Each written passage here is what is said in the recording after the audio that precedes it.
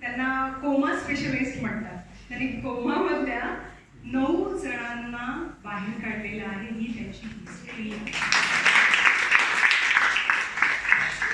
एवढं मोठं नॉलेज तर सर आम्हाला नाहीये, पण आम्हाला बेसिक ॲटलिस्ट जरी घरात आमच्या मुलांना किंवा आमच्या मिस्टर किंवा आमच्या आजी बाबांना जर करता आलं तर सुजोगचे काही आम्हाला थोडक्यात आम्हाला सुजोग म्हणजे काय ते मॅडमने आता सांगितलेलेच आहे, पण छान पद्धतीत सांगितलेलं आहे आणि मेडिकल लँग्वेजमध्ये सांगितलेलं आहे. त्यामुळे ते अतिशय आवडलेलं आहे. तर मी हे पुढे कॅरी आउट करते. Thank you very much.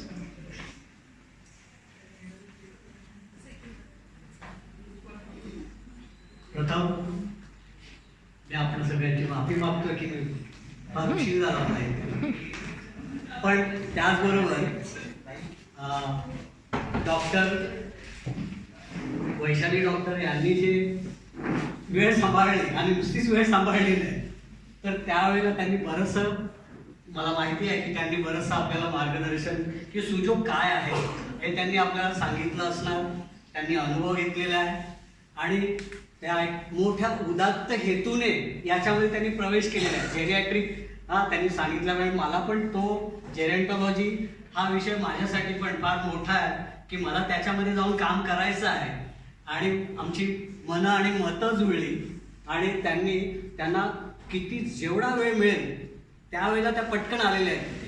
ते कंटाळा केलेला नाही, हे विशेष आहे की त्यांना त्याच्यात आणखी पुढे जायचं आहे, काय करायचं आहे आणि म्हणून कधी कंटाळा नाही, पटकन जेवढा अर्धा तास मिळाला तर अर्धा तासासाठी आलेले आहे. आणि कधी कधी माझ्याकडे येऊन त्यांचा अर्धा एक तास असा फुकटही गेलेला आहे. त्यावेळी मलाही वाईट वाटायचं कारण पेशंट आहेत, सगळं काय चालू आहे आणि त्या येणार काहीतरी अपेक्षेने आले आहेत, आशेने आलेले आहेत आणि त्यावेळेला मी पेशंट करत असताना मग थोड्या वेळ ते बोलणार जाते विसर निघते आता जायचं पुढचं काय ते.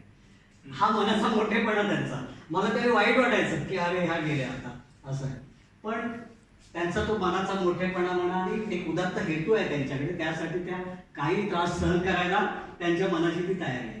तर मी त्यांना एक धन्यवाद देतोय. आज तुम्ही वेळ सांभाळली. आणि आता पहिल्या प्रथम मी ज्या वेळेला अशा नर्सेस किंवा ज्या वेळेला माझ्या पुढे असा लेडीज ऑडियन्स असतो त्यावेळेला माझा एक नेहमीचा एक शिरस्ता आहे. मला तुमच्यामधली जी स्त्री शक्ती आहे, जी स्त्री शक्ती ह्या विश्वाचा आधार आहे, तुमच्यामध्ये माता आहे, बहिणी आहे, ताई आहे, माई आहे, दाई आहे, सगळं तुमच्यामध्ये आहे, प्रत्येक स्त्रीमध्ये आहे. आणि प्रत्येक स्त्रीमध्ये शिवाजीला घडवणारी जिजाऊ आहे, बाबासाहेबांना पाठबळ देणारी संपूर्ण रमाई आहे, सावित्री आहे, सत्यवानाला आणणारी सावित्री आणि त्याचबरोबर शिक्षणाचा अमृत प्राशन करायला लावणारी सावित्रीमाई ती आहे. हे तुमच्यामध्ये आहे. ती मला ज्यावेळी दिसतं आणि त्यावेळी मला वाटतं की अगदी मनपूर्वक शतशः मनपूर्वक तुम्हाला अभिवादन करावं आणि मी अभिवादन करतो. आणि पहा तुमच्यामध्ये मदर टेरेसा आहे आणि नाइटिंगेल पण आहे आणि तुम्ही खरोखरच आहात, नुसतं नाही आहे. तुम्ही तो आता तुमच्यामध्ये ते सगळं तुम्ही अनुभवता. आणि अशा वेळेला ही जी सुजोग थेरपी आहे, ही सुजोग थेरपी तुम्हाला बरंच काहीतरी देणार. कारण आपण कधी कधी अनुभव घेतला असेल आणि घेतलाच असेल, आमच्यासारखे पण पाहिलेलं आहे की हॉस्पिटलला एखादा पेशंट येतोय, त्याच्याबरोबर सगळे नातेवाईक आलेले आहेत, तो पेशंट दम तोडतोय, काहीतरी होतोय आणि त्यावेळेला तुम्ही डॉक्टरला कॉल करताय, कॉल पाठवताय आणि तो कशा अडचणीत असेल, काय असेल आणि तो त्यावेळी लवकर येत नाहीये तिथे, त्यावेळी तुमच्या मनाची अवस्था काय झालेली असते. कारण पेशंटला आणि त्याच्या नातेवाईकांना फेस करायचंय तुम्हाला. ते नातेवाईक तुमच्याकडे अपेक्षेने बघतायत, तो पेशंट पण बघतोय, सिस्टर ओरडतोय आणि आपण त्यावेळेला जर त्याला काय करू शकत नसतो, हतबल हताश असतो. तर जर आता ही संजीवनी सुजोग संजीवनी आपल्या हातात असेल तर आपण त्याला लगेच काहीतरी करू शकतो. कुठल्याही कायद्याच्या कक्षेत न येता आपण त्याला लगेच मदत करू शकतोय. म्हणजे किती मोठी गोष्ट. जर आपल्या सुयोग जर आपल्याला कळलं तर ऑन द स्पॉट तिथे त्याचा अटॅक आहे, तो दम तोडणार आहे, तर त्यावेळेला तुम्ही एखाद्या पॉइंटला काहीतरी करताय आणि त्याला लगेच त्याला मदत होते. ही फार मोठी गोष्ट आपल्याला सुजोगमधून मिळणार. सुजोगचा अवेअरनेस व्हायला पाहिजे, त्यासाठी मी ठिकठिकाणी जात असतो. तर या सुजोगमध्ये काय काय मिळणार आहे आपल्याला? आपल्या आरोग्याबद्दल आपल्याला काय काय वाटतं? आरोग्याबद्दल आपलं म्हणणं काय असतं आरोग्याबद्दल? तर आपण आजारी पडू नये हे प्रत्येकाला वाटतंय. म्हणजे आपण मेडिकल फील्डला असो अगर नसो, पण आजारी पडू नये प्रत्येकाला वाटतं. आजारी पडलोच तर त्याच्यावरचा औषधोपचार असेल तो अगदी फास्ट पाहिजे, लवकर. म्हणून तर आपण ॲलोपॅथीला स्वीकारलंय, फास्ट पाहिजे, कारण आपल्याला वेळ नाहीये. मग औषधोपचार फास्ट पाहिजे. औषधोपचार फास्ट पाहिजे, त्याच्याबरोबर त्याचे साईड इफेक्ट नको आहे.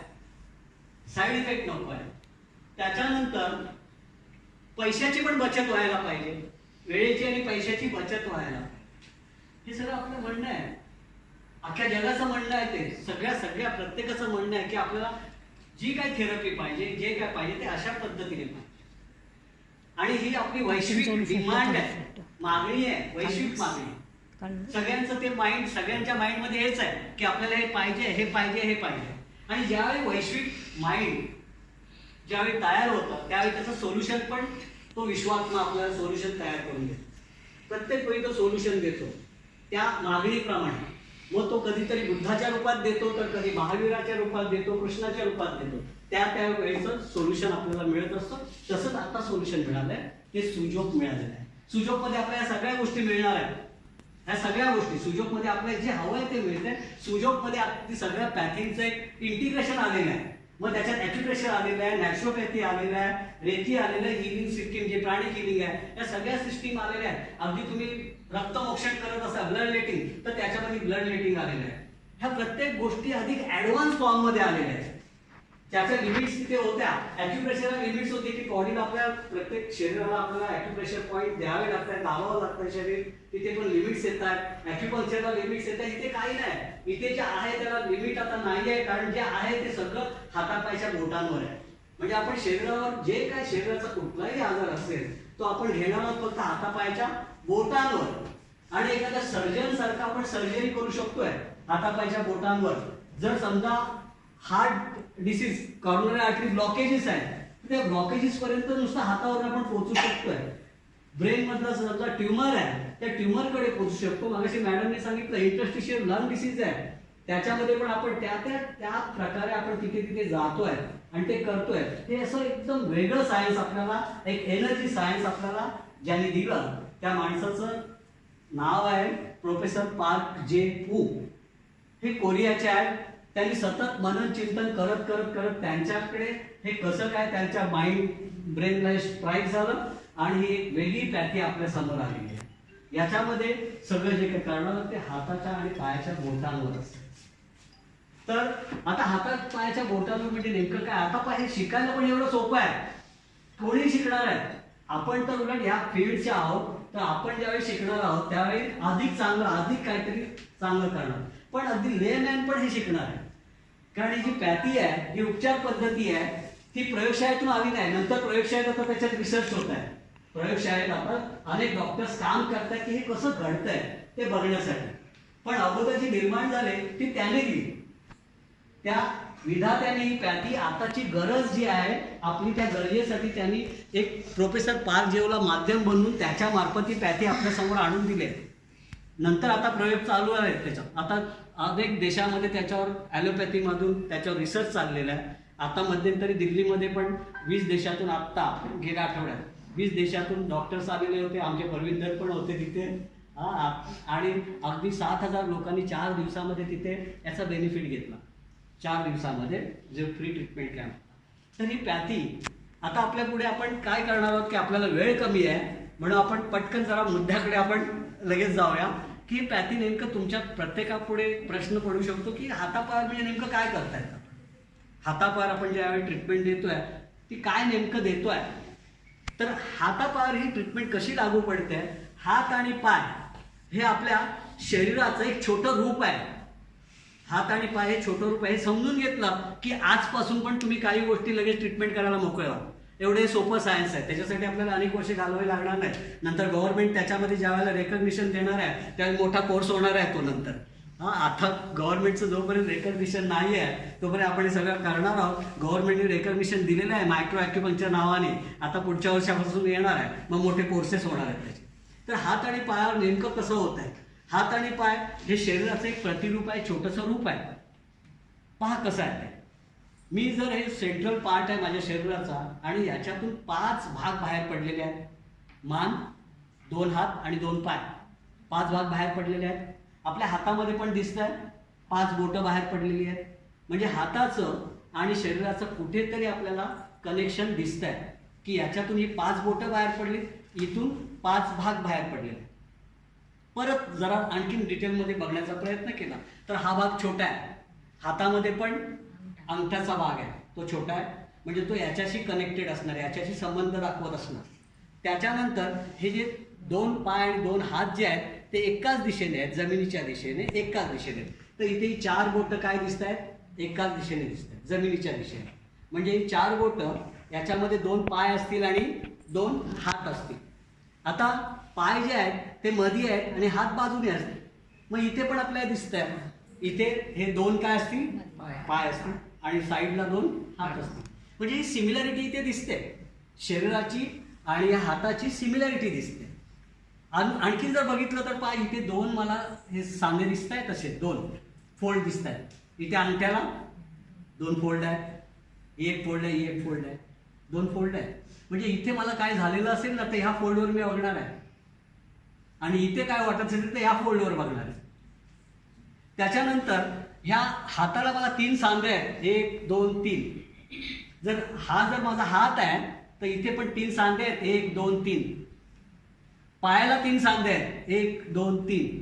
इथे पण जर हा पाय आहे, पायाला 3 सांधे आहेत. मग एवढं सोपं आहे. आता काय करायचं आहे? ही सिमिलॅरिटी, ही समानता बघायची. एक मोठं चित्र आणि त्याचं हे छोटं चित्र. मग मोठ्या चित्रात काय जे होत आहे तर त्याला जे काय करायचं आहे ते काय करूया आपण छोट्या चित्रात करायचं आहे. ही जी समानता आहे, समानतेमध्ये एनर्जीचं आदान प्रदान होतं. या पद्धतीने करा की इथून आपण डायरेक्ट आपण इथे जर मला दाबल्यावर बरं वाटतंय तर मी इथे दाबणार आहे. त्याची जी समानता आहे ना तिथे मी दाबणार आहे. इथे शेकवल्यावर जर बरं वाटतंय, ओटीपोटात कधी कधी पायाच्या वेळेला प्रॉब्लेम असतो, तर इथे शेकवल्यावर बरं वाटतंय. तर शेकवल्यावर बरं वाटतं तर मला हे माहिती आहे 2 पाय आहेत. मग 2 पाय आहेत तर त्याच्यावरती ओटीपोट आहे. मग तिथे जरी शेकवलं किंवा लाल कलर लावला, लाल कलर जो हीट तयार करतो, तर लाल कलर लावला तर लगेच तो डिसमेनोरेजी आहे त्याच्यामध्ये लगेच फरक वाटतोय, लगेच ते पायीचं दुखणं थांबतं तिथे. इतकं फास्ट आहे. ऐकताना कसं तरी वाटतं की असं होईल का, असं मनात वाटायला लागतं. असं कसं होतं? इथे कलर लावलं की लगेच दुखणं कसं थांबतं? पायीसला ज्यावेळी ब्लिडिंग चालू आहे किंवा खास सुटते ॲनस, तर ॲनल ब्लिडिंगला आपण काय करतो? तर हे 2 पाय आहेत, हे तुम्हाला कळलेलं आहे 2 पाय. व 2 पायाच्या पाठीमागे इथे ॲनस असणार, ह्या 2 पायांच्या मध्ये इथे ॲनस भाग असणार. मग त्या ॲनसला इथे काळा रंग लावला तरी ब्लिडिंग थांबतं. पायीचं ब्लिडिंग लगेच आपण त्याला विचारू शकतो, बघ आता ब्लिडिंग होते, लगेच ब्लिडिंग थांबवते रंगाने नुसतं. एवढी काही फास्ट काम करते. आपल्याला याचा अवेअरनेस समाजापर्यंत न्यायचा आहे. आता तुमच्याकडून आपल्याला अपेक्षा, मगाशी म्हटल्याप्रमाणे जर हार्ट अटॅकचा जो पेशंट आपल्या समोर आहे, आपण कार्डियक मसाज जर द्यायला गेलो तर कार्डियक मसाज समजा आपण इथे त्याला देतोय, एक हार्ट आहे, त्या पेशंटकडे इथे एक हार्ट आहे. पण यावेळी ज्यावेळी तुम्ही याच्याकडून मदत त्यावेळी करायला निघाल त्यावेळेला तुम्हाला माहिती आहे की हार्ट त्याच्यासाठी मानेच्या खाली चेस्ट आहे, मानेच्या खाली चेस्ट येते. मग चेस्टमध्ये हा मी हात असा धरला, माझ्याशी समान, माझं शरीर जसं आहे तसं मी समानता धरतोय. ही मान आहे, इथे मान आली, हे डोकं वरती, नंतर मानेच्या खाली हा चेस्टचा पोर्शन, हा चेस्टचा पोर्शन. मी माझा हात तसाच धरलाय की माझ्या शरीराप्रमाणे. मग आता चेस्टमध्ये खालच्या बाजूला डाव्या साईडला हार्ट आहे, चेस्टमध्ये डाव्या साईडला हार्ट, म्हणजे डाव्या साईडला मला इथे हार्ट आहे. डाव्या हातावर माझा हार्ट इथे आला, उजव्या हातावर मी घेतला तर उजव्या हातावर परत ही चेस्ट माझ्या समोरच मी असं समानता धरतोय, समरूपता धरतोय. चेस्ट मध्ये डाव्या बाजूला इथे उजव्या हातावर मनगटाकडे हार्ट आहे, इथे हार्ट आहे. आता काय करणार मी, त्या हार्टला लगेच पंपिंग वगैरे सुरू करणार आहे. जो कार्डियक मसाज इथे आपण देतोय ना, तो आता मी इथे दिला, सुरुवात केलाय. म्हणजे आपल्याला लिमिट होते, त्याच्या बॉडीला एका ठिकाणी आपण मसाज देणार होतो. आता आपल्याकडे मसाजचं वाढला, हा मल्टिपल झालं, आपली ट्रीटमेंट मल्टिपल झाली. कारण इथून पण तुम्ही प्रेशर आणि पंपिंग करायला सुरुवात केली त्याच्या हार्ट. ह्या हातावर पण केली पंपिंग करायला सुरुवात. पायावर पण आहे असाच बॉल, पायाचा अंगठा आहे, अंगठ्याच्या खाली तसाच बॉल आहे. मग तिथे पण आपण काय करणार, तिथून पण प्रेशर देणार. म्हणजे एकाच वेळेला एवढ्या सगळ्या.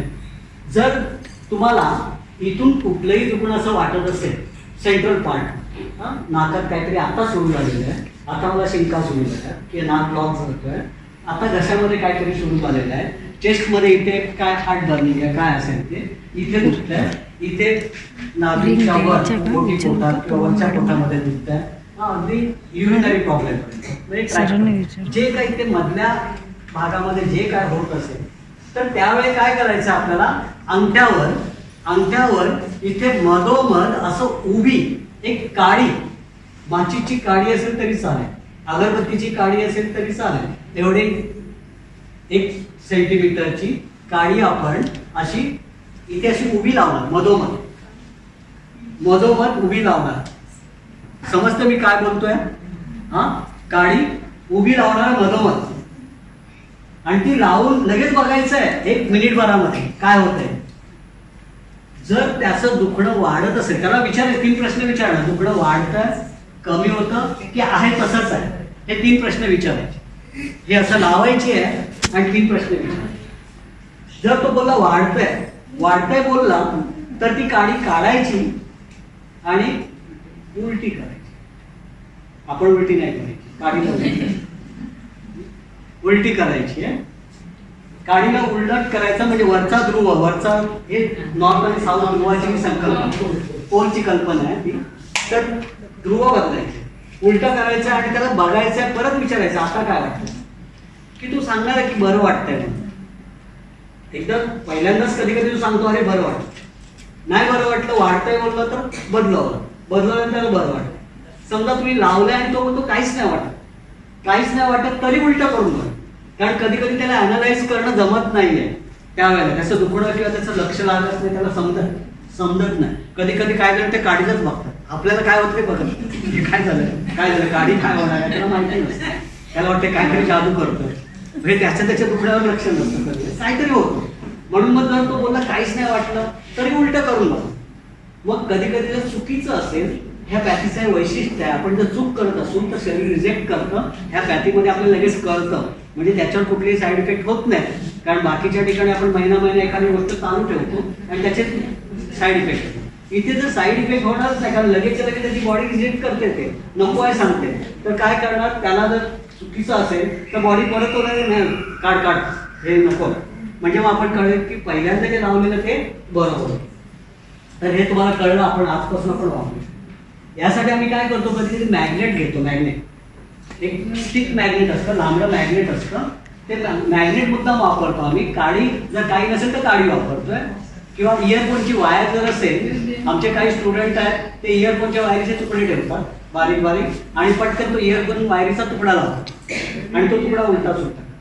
पण मॅग्नेट जर लावलं तर मॅग्नेटमध्ये नॉर्थ पोल आणि साऊथ पोल माहिती असतो. म्हणजे मग परत जर तसंच दुखणं आलं तर त्या पेशंटला त्याला माहिती आहे की मी हे नॉर्थ कुठे लावायचं आणि साऊथ कुठे लावायचं. म्हणजे सेकंड टाइम जर त्याला उद्या दुखलं मग त्याला ट्रायल अँड एरर करावी लागत नाही, तो डायरेक्ट ते नॉर्थ साऊथ त्याप्रमाणे तो अरेंज करून लावतो.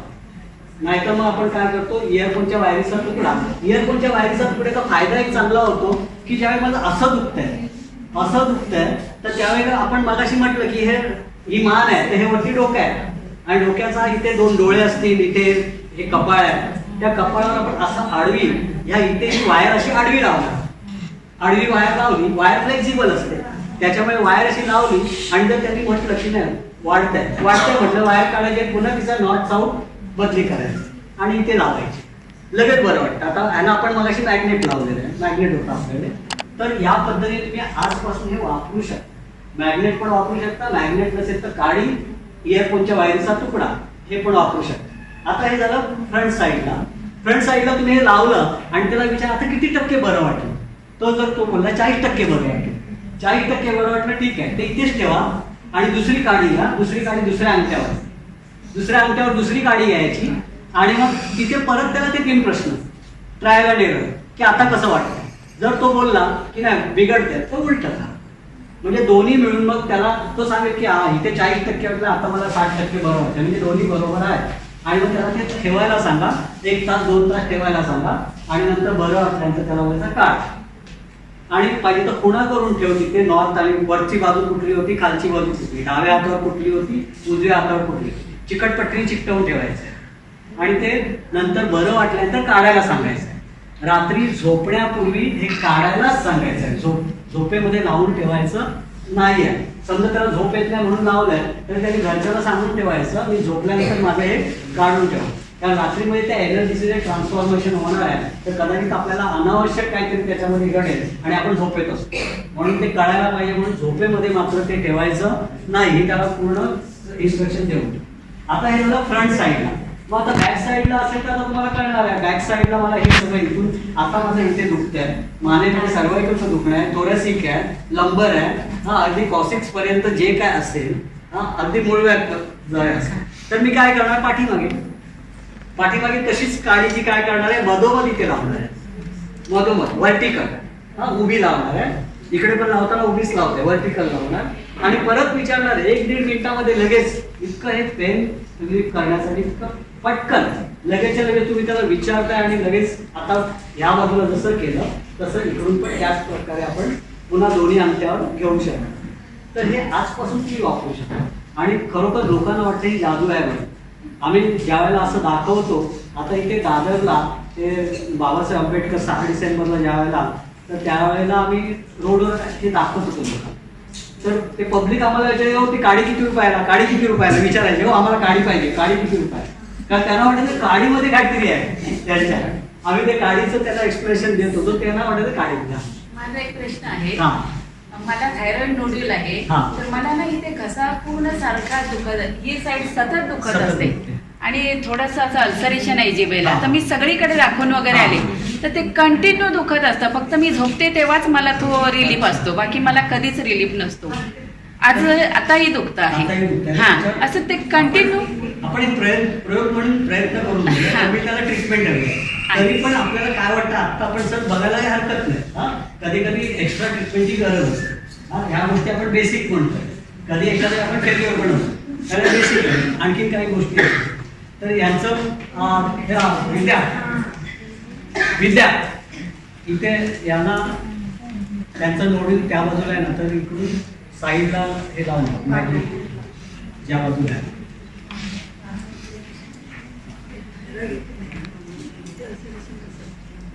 आपण एक बार मॅग्नेट म्हणून, स्टिक मॅग्नेट म्हणून आहे,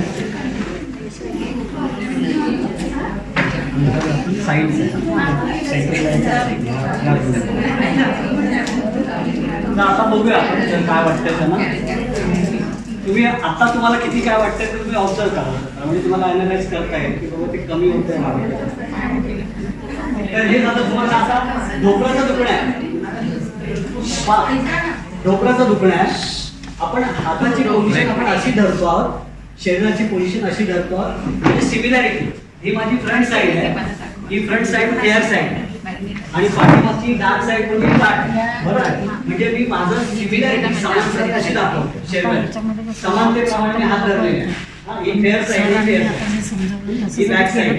आता ही फेअर साईड आहे आणि माझं हे शरीर, हा हे जे मोठं बोट आहे डाव्या हाताचं, तो माझा डावा पाय आहे आणि हे जे बोट आहे ते उजवा पाय. जर मी उजवा हात जर तसा धरला तर उजव्या हाताचं मोठं बोट आहे ते उजवा पाय आहे आणि दुसरं जे बोट आहे ते डावा उलट येते. तर आता आपल्याला ढोकळं कुठे आहे ती माहिती पडणार. कुठलाही हात घ्या, कुठलाही हात घ्या, त्या हाताचं मोठं बोट ते त्या बाजूचं डोपर आहे. आता हे डोपर आहे माझं, या डोक्यावर आपण काय करू शकतोय, समजा तुम्हाला जर आता ते याचं जर काडीचं सांगितलं तर फ्लेक्झिबल वायर, जर दुखणं जर मध्ये आहे डोक्याच्या वाटीमध्ये मधोमध असं दुखणं आहे तर आपण या वाटीला काय करू, आपण इथे ती फ्लेक्झिबल वायर लावूया. फक्त तिची 2 एंड जरा सेपरेट राहतील असं बघू, एकत्र अंगठीसारखं नाही लावणार. आपण काय करणार त्याच्यामध्ये 2 एंड मध्ये नॉर्थ आणि साऊथ पोल करायला पाहिजे ना त्या. म्हणून पण ते असं फिरवून आपण लावलं तर त्याला लगेच विचारू शकतो आता ढोपराचं बघ काय हे पण करू शकतो. बेसिक ट्रीटमेंट आहे तर पटकन आराम येण्यासाठी. तर हे पण तुम्ही करू शकता. तर दुसऱ्या हातावर पण घेऊ शकता. त्याचं दुखणं समजा असं लागतंय हे असं चाललेलं आहे किंवा असं चाललेलं आहे पाठीमध्ये तर त्याप्रमाणे उभी वायर लावा त्या ढोपरावर उभी वायर तेवढ्या भागात उभी वायर लावून पण बघा. हे जरा समजून घेतलं शिकवून घेतलं ना तर हे आपल्या घरामध्ये बहुतेक वेळेला आपण औषधाचा वापर टाळू शकतो. अगदी पेशंट पण तुम्हाला त्यामध्ये जर पेशंटला तुम्ही हातात घेऊन समजा आता त्याला काही वाटतंय आणि पटकन तुम्ही जर काय करू शकला तर त्याला काय वाटतं तुमच्याबद्दल विचारतात की अरे नुसतं याने हातात घेतला आणि मला काही बरं वाटतं. तर हे करू शकतो आपण. हा लावलं तर सर तर माझा प्रश्न आहे की इन्स्टंट सर्वायकल पेन आम्ही ॲज अ मेडिकल पर्सन असल्यामुळे आणि एक सिस्टर वर्क असल्यामुळे कंटिन्यू आमचं पेशंट जवळ किंवा टेबलवर असल्यामुळे सर्वायकल पेन किंवा नाईट्स असल्यामुळे कंटिन्यू सर्वायकल पेन असतं. तर इन्स्टंट सर्वायकल पेनसाठी काय आहे? खरं म्हणजे आता आपण हे सेशन अशा पद्धतीने आपण हे करूया कारण आपल्याला ऍप्लिकेबल अप्लाइड सुजोग पाहिजे आता आपण सगळं ते बाकीचं नॉलेज आता नको आहे नंतर मग कधी शकतो. तर त्यांनी उत्कृष्ट आपला प्रश्न आहे की सर्वायकल पेनसाठी आणि तुम्हाला प्रत्येकाला आपल्या प्रत्येकाला सर्वायकल पेन असतं आपल्याला जे टेन्शन्स असतं ना टेन्शन इथे सगळे जास्त टेन्शन इथलं मसल जास्त असे स्पाझम होतात. मसल स्पाझममुळे आपल्याला सर्वायकल स्पॉन्डिलायटिस असू शकतो किंवा मसल स्पाझमचा पण तिथे असतो. तर त्याला रिलीज करायचं आहे तर एक तर आपण तुम्ही हे लावताय एक ट्रीटमेंट ही झाली हे लावून पण तुम्ही रिलीज करताय. दुसरी ट्रीटमेंट ह्या प्रत्येक बोटांना तुम्ही इतक्या भागात मसाज द्यायचा आहे. मसाज पेन पेन्सिल काही जे असेल त्याने तुम्ही काय करायचं फिरवून हे समजा पेन आहे हे पेन असं तुमच्याकडे पेन प्रत्येकाकडे असतो हा पेन असा गोल गोल गोल गोल तिथे आपण फिरवत बसतो ना ह्या प्रत्येक बोटाच्या वरच्या पेन वरच्या तरी तिथे लगेच तुम्हाला इथे रिलीज करतात. प्रत्येक वेळेस चारही बोटांना तुम्ही इथे पेन फिरवू शकता. आणि नाहीतर मग अशी एक अंगठी असते ही ट्रेनमध्ये वगैरे देतात आपल्याला सुलभ रिंग ही रिंग जर आपण फिरवली आपल्याकडे जर असली तर ही रिंग अशी फिरवतात आणि ही रिंग माझ्याकडून तुम्हाला मी प्रेझेंट म्हणून देतोय अशीच. तर ही रिंग तुम्ही अशी फिरवू शकता आणि सगळ्या बोटांना चारही बोटांना या चारही पेन होत असेल आता तुमचं होतं ना त्याला फायदा काय ही रिंग सर्वायकलच नाही सर्वायकल हे पाठीमागे सगळी बॅक साईड आहे म्हणजे सगळ्या मणक्याला इथे तुम्ही फिरवणार ना ज्या वेळेला आणि इथे चांगलं प्रेशर देऊन फिरवली तर हे सगळं रिलीज थोडंसं लंबार वगैरे आणि फ्रंट साईडला हे ऍब्डॉमिन आहे चेस्ट आहे चेहरा मान वगैरे सगळं आहे. तर फ्रंट साईडला पण तुम्ही ज्यावेळी फिरवताय तर त्यावेळेला बहुतेक वेळेला आपल्या बॉडीचं जे मेंटेनन्स आहे मसाज वगैरे सगळ्या अगदी आपल्या सर्व सिस्टीम लिम्फॅटिक असू द्या सर्क्युलेटरी असू द्या नर्वस सिस्टीम तिन्ही सिस्टीमचं आपण इथे स्टिम्युलेशन करतोय हे असं फिरवतोय.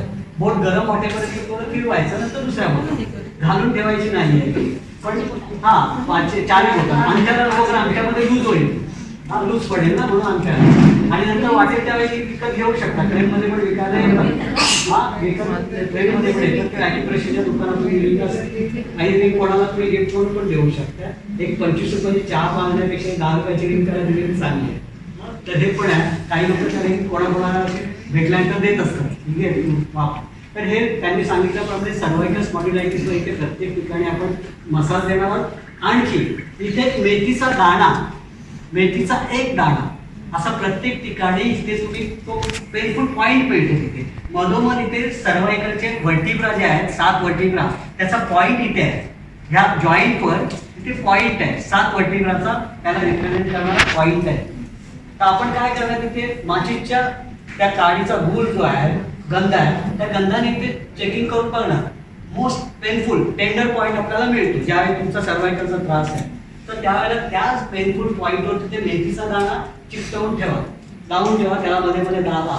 तर मेथीची जी स्वतःची जी पॉवर आहे मेथीमध्ये त्या व्हायब्रेशन्स आहेत म्हणून आपण ते हाडांच्या दुखण्यासाठी किंवा आफ्टर डिलिव्हरी आपण ते मेथीचे लाडू वगैरे तर ते मेथीचा जो इसेन्स आहे ती पॉवर ती आपल्याला इथून त्या हाडांना देऊ शकता. म्हणून इथे मेथीचा दाणा रात्री झोपताना लावून ठेवले आपण चारही नवीन लावायचं लावू शकतो. सांगा मला घशाला थोडस ठीक हा. वाटलं पण जिभेचं अजून नाही जिभेला नाही केलं आपण ते कशाला फक्त घशाचं.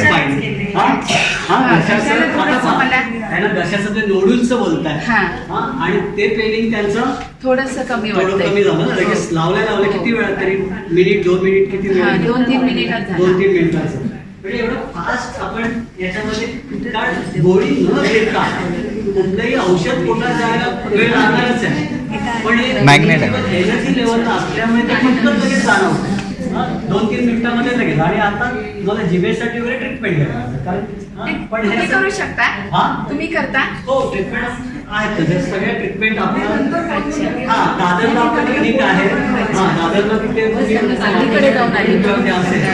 हा आणखी कोणाला काय विचारायचं हा डोळ्याचं आता डोळ्यासाठी एक आहे तुमच्या डोळे कधी डोळ्याची जळजळ डोळ्याची जळजळ जागरण झालेले असं जर काय असेल डोळ्याची जळजळ वाटत असेल तर आता हा चेहरा आहे चेहरा इथे आहे ना ह्या चेहऱ्याचे तुम्ही ड्रॉइंग काढता इथे 3 पार्ट जसे आहेत आणि या तिसऱ्या पार्टच्या बॉर्डरवर काय आहे? डोळे आहेत. तर 3 पार्ट केले हा पहिला पार्ट दुसरा पार्ट तिसरा पार्ट तर Thumbs up. त्याच्यावर इथे हे पहा. आम्ही लहानपणी गेम खेळायचो बावला बावली राजाला हा तर तिथे काळा रंग लावा काळा रंग लावल्यावर डोळ्याची जळजळ लगेच थांबते काळा रंग लावा पाणी डोळ्यातून गळत असेल तरी लगेच स्केच थांबतं. पेन बॉल पेन रंग पाहिजे त्याच्यानंतर पुन्हा असं करा असं केल्यानंतर इथे काजळ पण झालं. उघडलेलं तोंड आहे असं समजा त्याच्यावरती नाक आणि 2 बाजूला 2 डोळे आहेत ट्रीटमेंट आहे तिथे पण काळा रंग लावा काळा रंग लावल्या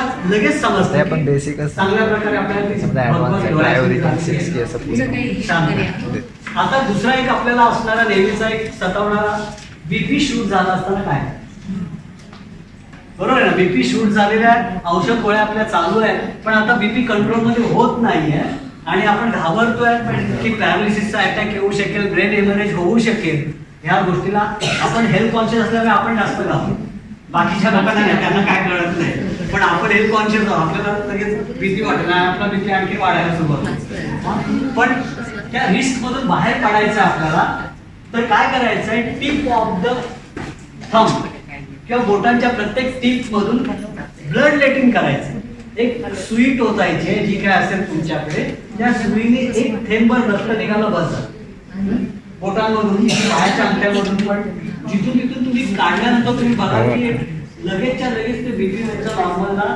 यायला सुरुवात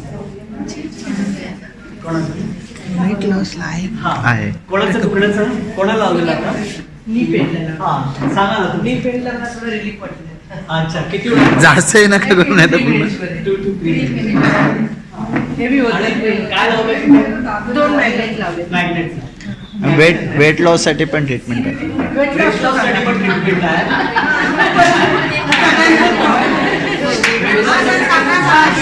मेन आहे वेट लॉस साठी ट्रीटमेंट आहे हे आणि आहे. आपल्या आंबेडकर Price मॅडम पण काय? तुम्हाला ट्रीटमेंट देतील हे राहू द्या. हा? नाही, weight असेल तर loss सांगा, साठी. कारण हा?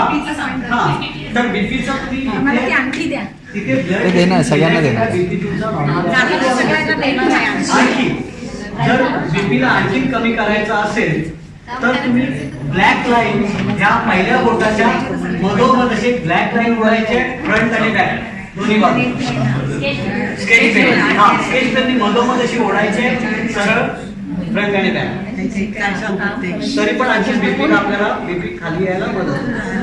तर या सगळ्या गोष्टी इंडेक्स फिंगर दोन्ही आहेत इंडेक्स फिंगर हेडेक पण वाटतं त्यासोबत हेडेक वाढतोय ना आणखी हा हेडेक जर उष्णतेमुळे उन्हामुळे त्या बीपीमुळे हेडेक ज्यावेळी असतो त्यावेळी तुम्ही वरती टीप ऑफ द थंब किंवा प्रत्येक बोटाच्या टीपला ब्लॅक रंग लावून ठेवायचा ब्लॅक म्हणजे आपण ब्रेन एनर्जी मधून पण वाचतोय कारण तिथली एनर्जी तिथे आमच्या या भाषेमध्ये हॉटनेस नावाची एक एनर्जी आलेली आहे आणि ती काय करणार आहे कधी कधी ब्रेन एनर्जी होणार आहे ब्लड वेसल आपल्याला फोडणार आहे मग तिला आपल्याला रिलीज करायचं त्यावेळेला त्या एनर्जीला रिलीज करतो एक थेंब रक्त किंवा ब्लॅक कलर आपल्या घरामध्ये लहान मुलं असतात तर लहान मुलाला ज्यावेळी ताप असतो आणि मग कन्व्हर्जनची वगैरे भीती असते म्हणून मग त्याला पण काय करतो आपण ब्लॅक कलर त्या टीप ऑफ द फिंगरला ब्लॅक लावून ठेवला तर कन्व्हर्जन्स फिट्स वगैरे काय येणार नाही मग ते एक आपण करतो आणखी कोणाला काय विचार नेहमीच ऍसिडिटी ऍसिडिटी हा नेहमी आपल्याला सतवणारा असतो प्रत्येक ठिकाणी. आणि मग जाऊन पाठीला आमच्याकडून जे ही माहिती घेतात त्या ऍसिडिटी असून पण पाठीला जाऊन चांगल्या प्रकारे जेवतात हा? कारण त्यांना माहिती आहे काय करायचं आहे, म्हणजे जीवनाचा आनंद घेऊ शकतात पार्टीचा. ऍसिडिटी साठी काय करा तुम्ही, मधलं बोट इंडेक्स फिंगरच्या बाजूकडे त्या बाजूला ही नखाची लाईन आहे ना तिला पूर्ण ब्लॅक केलं ना स्केच पेननी तरी चालेल. स्केच पेननी ब्लॅक करायचं आहे इंडेक्स फिंगर आणि त्याची मिरर इमेज ह्या बाजूला, हे इकडे आहे तर ह्या बोटाचा इकडे आहे, त्याला ब्लॅक करायचं आणि मग जेवू शकता तुम्ही. अगदी पाहिजे ते हा पार्टीला एन्जॉय करू. मधल्या बोटावर मधल्या बोटावर इंडेक्स फिंगरच्या साईडनी ही नखाची रेषा आहे, ती रेषा काळी करतोय आणि तिची मिरर इमेज आरशाची प्रतिमा इकडे या बोटावरती या बाजूला उलट बाजूला आहे तिथे बाजूच्या बोटावर त्याला काळं किंवा तरी बरोबर. हा डिमेन्शियासाठी ट्रीटमेंट आहे. अल्झायमर डिमेन्शियासाठी ट्रीटमेंट आहे. कारण ह्याच्यामध्ये आपण म्हटलं की माइंडवर जातो तर ह्याच्यामध्ये माइंडच्या एनर्जीच्या आणखी त्याच्यामध्ये आपण करतो, त्याच्यामध्ये इमोशन्स येतात, माइंडमध्ये रिझनिंग पॉवर असते, माइंडमध्ये नंतर आपले इंटेलेक्च्युअल असतात. तर त्याच्यावर त्याप्रमाणे जाण्यासाठी याच्यामध्ये मार्ग आहेत कसे जायचं आहे. आणि म्हणून डिमेन्शिया अल्झायमरवर आपण ट्रीटमेंट देऊ शकतो. काही वेळा असे आजार असतात, आमच्याकडे गेल्या 2 आठवडे तुम्ही होतात की त्यावेळी तो मुलगा येतो आपल्याकडे, त्याला वॉमिट आणि तो कॉर्टिसला ऍडमिट झाला, त्याचं बीपी लो व्हायचं, ग्लुकोज लो व्हायचं, डाऊन व्हायचं आणि कारण काहीच नव्हतं. कारण का मनाच्या स्टँडर्ड चार्टर्ड बँकेमधनं त्यांनी जॉब सोडून दिला. तो झाला आठवड्याभरात चालू. कारण त्याला बाकी मेडिकली त्याला ट्रीटमेंटच नव्हती, सगळे रिपोर्ट नॉर्मल आहे. पण ज्यावेळी त्याच्या मनावर जाऊन ट्रीटमेंट मनावर ट्रीटमेंट दिल्यानंतर लगेच होत नाही. तर आपल्याला मेमरीला पण ट्रीटमेंट देता येते. माझ्याकडे काही जण पालक येतात मुलाची मेमरी वाढवायला, पण त्यांना आपण सांगतो की मुलाची मेमरी, मुलाला आपण विचारतो टीव्ही कुठला बघतो, काय बघतो, कुठले प्रोग्राम बघतो, तो पटापट सगळं सांगतो, टीव्हीच्या म्युझिक अगदी गाण्याचं सगळं सांगतो, तो मेमरी कुठे कमी झाली. पालक येतात त्याची अभ्यास करत नाही, याची मेमरीवर काहीतरी द्या. म्हणजे मेमरी आणि अभ्यासाचं ते वेगळे गणित लावतात आणि येतात आपल्याकडे. पण याच्यावर आहे सगळ्या ट्रीटमेंट आहे. लो बॅक पेन हा चालेल. आणि आपण हा मसाज देतो तो मसाज द्या ना पूर्ण. लो बॅक साठी पण हे संपूर्ण शरीर एका बोटावर घेतलेलं आहे, एका बोटावर संपूर्ण शरीर घेतोय. ही माझी बॅक साईड तुम्ही बघताय, मी बसलेलो आहे, हे हिपचा पोर्शन आहे, मी असा बसलेलो आहे जमिनीवर, तर हा हिपचा पोर्शन आहे. हिपच्या वरती बॅक येणार आहे ना, लोअर बॅक. म्हणजे तिथे जरी मी चांगला मसाज दिला किंवा मेथीच्या दाण्याची पट्टी ठेवली अशी व्यवस्थित चिटकावून तरी ती काम करणार. लो बॅक हा इथे आपण दिलं. हे सगळ्या म्हणजे इतकं सोपं आहे. हे तुमच्या घरात तुम्ही शिकणं, तुमच्या घरात मुलाबाळाला हे शिकायला लावणं, कारण लहान मुलं फार लवकर शिकताय, म्हणून लहान मुलांना हे सांगणं हे व्हायला पाहिजे. हो आहे, पुस्तक आहे, आणलेले आहेत आम्ही. पुस्तकं पण आणलेली आहे आणि इथे त्या पुस्तकाची किंमत 200 आहे. आपण ते 100ला देणार आहोत इथे. पण मगाशी बोलण्याप्रमाणे जसं स्वामींनी सांगितलं की आपण तो अजेंडा घेऊन ते विकण्यासाठी नाही आलो, ते कमी होतं की आपण सुजोगचं काहीतरी ते मार्केटिंग करायला आलो असं नाही. आपल्याला वाटतं की सुजोग पसरावा. पुस्तक पण आहे, हे पुस्तक तुम्ही त्या पुस्तकावर बऱ्याच गोष्टी आहेत आणि त्यानंतर वाटलं तुम्ही फोनवर किंवा कॉन्टॅक्ट करून ते कसं वापरणं, जर काय कन्फ्युजन असेल तर विचारू शकता.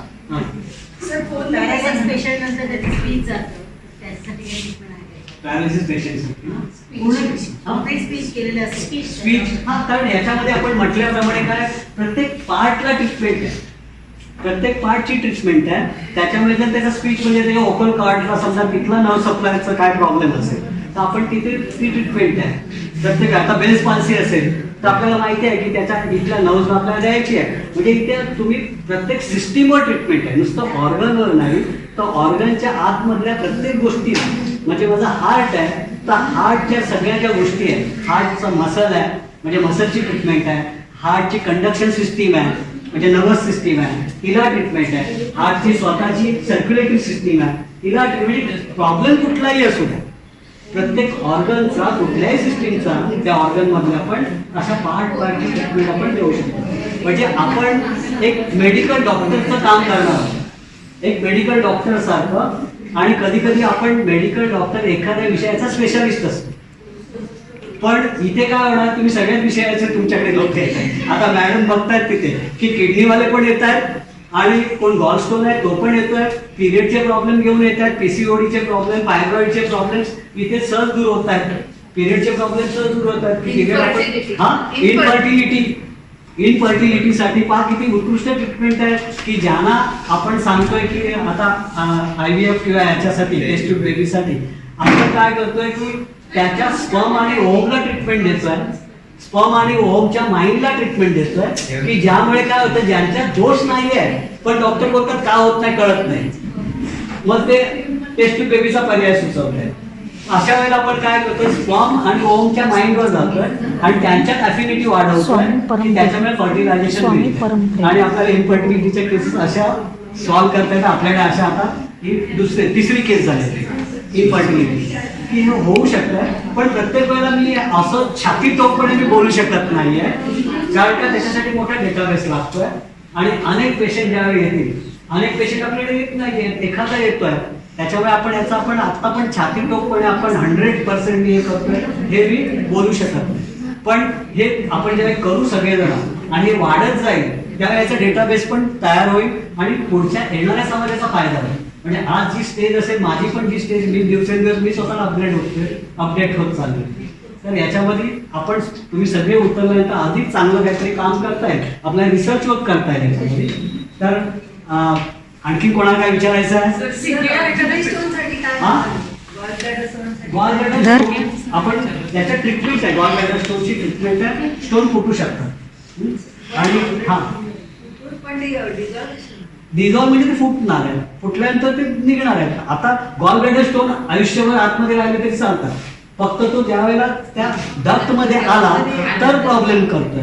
मग जो तो फोडला, त्यांना एव्हरीथिंग म्हणजे मी अॅनाटॉमी त्यांच्याकडनं परत रिवाइज की अॅनाटॉमी सुंदर आहे त्यांची, म्हणजे मला हे खूप वेळेचं सांगायचं होतं, त्यांची अॅनाटॉमी, फिजिओलॉजी, बायोलॉजी इतकं चांगलं आहे की मला सुद्धा रिवाइज करावं वाटलं. म्हणजे ते बरोबर सांगतात की हे इथे इथे असं आहे म्हणून, म्हणजे असं नाही, त्यांचा खूप अभ्यास आहे, खूप म्हणजे अमेझिंग आहे हे सगळं. आम्हाला जे 5 वर्ष MBBS ला लागलं, हे कितीतरी वर्ष शिकल्यावर सुद्धा तुम्हाला ते येईल की नाही असं मला वाटतं. म्हणजे मला वाटतं की मी किती वर्ष सरांकडे शिकेल आणि मग मी ते डेप्थ मध्ये मला येईल. म्हणजे इतकं त्यांचं नॉलेज आहे त्याच्यातलं, इतकं ते त्यांचा हँड आहे. आणि मला मेन म्हणजे जसं स्वामीजी म्हणाले की ते तुमच्यावर ट्रीटमेंट करताना इतकी तन्मयतेने करतात की त्यांच्यातली जी चांगली एनर्जी ती त्या पेशंटमध्ये जाते आणि त्या पेशंटचं सगळं चांगलं होतं, आपल्यालाही कळतं. म्हणजे मी अॅनेस्थेशिया देताना फक्त डोक्यावर जरी हात ठेवलं तरी माझ्या पेशंटचं हार्ट रेट कमी येतो, म्हणजे मला कळतं की म्हणजे आहे झालं. म्हणजे अॅनेस्थेशिया अशी फील्ड आहे की ज्याच्यात अॅनेस्थेटिस्ट कोण आहे पेशंटला माहितच नसतं खरं. पण माझे पेशंट असे आहेत की जे मला येऊन भेटतात की मॅडम तुम्ही होते माझ्याजवळ. म्हणजे हे तुमचं असलं पाहिजे की हे तुमच्या हातातली एनर्जी असली पाहिजे की जी त्या पेशंटमध्ये ट्रान्सफर होते. डोक्यावर हात ठेवायचा, हात धरून ठेवतो तो आपला पेशंट, धरू देते म्हणजे त्याला, कारण त्याला ते तिथे कुठेतरी कम्फर्ट वाटत असतं, सिक्युअर्ड वाटत असतं, कारण त्याच्यासाठी ओटी एन्व्हायरमेंट हे नवीन असतं. किती तुम्ही कापाकापी केली, त्याला किती दिसलं तरी त्याला हे नाही वाटणार की जेव्हा तुम्ही बाजूला आहात. म्हणजे तुमचं बोलणं, तुमचं हे, तुमचं जाणं सगळं हे ट्रान्सफॉर्म होत राहतं. आणि असं मला वाटतं, म्हणजे मला नव्हतं माहिती की who is doctor Suresh Jadhav. मी असं ते गुगलवर सर्च केलं आणि मी फोन केला बस की मला यायचंय. आणि मी जेव्हा त्यांच्याकडे गेली तेव्हा मला लक्षात आलं की हे जुळलेल्या तारा असतात, त्या जुळवाव्या लागत नाही, त्या बरोबर एकमेकांशी जुळतात. म्हणजे त्यांचं आणि माझा खूप विचार जुळतात, त्यांची आणि हे पेशंट माझ्यात पण आहे तेवढाच पेशंट की मी बसून राहू शकते. म्हणजे it is nothing new for me की सर जितक्या तन्मयतेने पेशंट करतात ते मी पाहते आणि ते इतके धावपळ करतात की सगळ्यांना ती ट्रीटमेंट मिळाली पाहिजे. म्हणजे हे जे आतून आलेलं असतं हे आम्ही काहीच नाही करत, म्हणजे असं मला नेहमी वाटतं. म्हणजे खूपच सुंदर अॅनाटॉमी, म्हणजे त्यांनी जर ते ड्रॉ केलं तर ते एक्सलंट अॅनाटॉमी ते शिकवू शकतात असं आहे. सर मला विचारत होतं CPR सांगितलं एखाद्या पेशंटला, CPR आपण करायचं की नाही, त्याच्यावर काय ट्रीटमेंट आहे? काय माहिती, आपल्याकडे ट्रीटमेंट आहे, प्रत्येक गोष्टीची ट्रीटमेंट आपल्याकडे आहे, पण आपण पेशंटला काही सजेस्ट करायला घाबरतो, कारण पेशंटला माहिती नाही आहे. उद्या आपण सजेस्ट केलं नेमकं काहीतरी बिघडलं, आपल्यामुळे बिघडलेलं नाहीये, आपल्याला 100% माहिती आहे की आपण जे करतो चांगलं आहे, त्याला कुठे नाही आहे.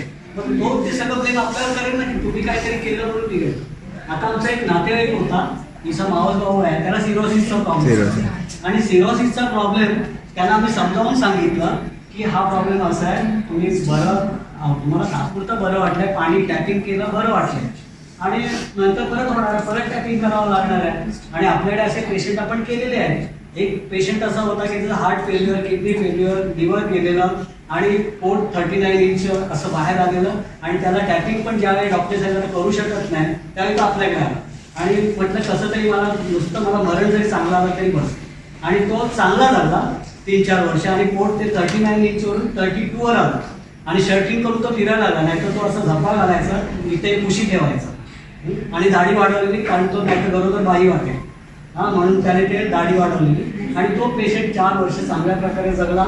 आणि त्यांना आम्ही सांगितलं आमच्या नातेवाईकांना बघा आपण ट्रीटमेंट करूया, पण ते नाही डॉक्टर कोणते चांगलं होईल. आणि काल डॉक्टरने ट्रीटमेंट केली बरं वाटलं ना नाही. सर तो मायट्रल स्टेनोसिस हां मायट्रल स्टेनोसिस हा. असा टीव्ही मायट्रल स्टेनोसिस त्याचा हा चेतनाचा नवरा आहे. हा गौरव हा. तर त्याला पण मायट्रल स्टेनोसिस असून पण तो चांगला चांगल्या प्रकारे तर आता ह्या आमच्या नातेवाईकाला आम्ही बोलू शकतो नाही, कारण नातेवाईक ते लोक सांगतात की डॉक्टरने सांगितलं आणि काय बरं वाटलं काल, मग बरं वाटलं आणि आपण काय करायला निघालो, आता उद्या त्याची तब्येत बिघडणार आहे आणि त्यावेळी बोलते डॉक्टर असे बोलले बरं वाटतंय आणि तुम्ही काय केलं म्हणून बिघडलं. शेवटपर्यंत मरेपर्यंत काही करता कार्ड आणि रिंग ठेव ना. त्यांचं एकच वाक्य होतं, कार्ड आणि रिंग ठेव ना. डॉक्टर त्यांना नीट सांगत नव्हते की आमच्याकडे ट्रीटमेंट नाही कार्ड आणि आहे, रिंग. हाच आहे आमच्याकडे. पण त्याला सांगत नव्हते आणि त्याच्यात आम्ही करत नाही. तर कधी आजचे पेशंट असतात त्याला पण आपण ट्रेनिंग करत नाही की तुझे त्याला सांगतो जे डॉक्टर जे बोलतात ते कर आणि साईड बाय साईड आम्ही जे करतो ते कर. पण आपण त्याला त्याच्या ट्रीटमेंटबद्दल कुठलाही इंटरफिअर कुठल्या गोळ्या जरी कमी करायला तरी आपण समजून त्या डॉक्टरला विचारून करतो, कारण त्यातला आपण त्याची माणसं आपण नाही. आणखी कोणाला काय विचारायचं आहे? हो फोन कार्ड आणि रिंग तिथे ठेवले. कार्ड तिथे ठेवलेले आहे. ते कार्ड ठेवलेले आहे. हा बुक आहे ना. हेअरफॉल आपण सगळीकडे विचार आणि हेअरफॉल आपण ताई. आठवड्याभरात लगेच 2-4 दिवसात चांगले केस आहे एवढं पास ट्रीटमेंट आहे त्याच्या ट्रीटमेंट आपण पीसीओडी पिंपल्स पण दुसऱ्या दिवशी पण चांगलं वाटतं. ट्रीटमेंट त्याच्या आहे पिंपल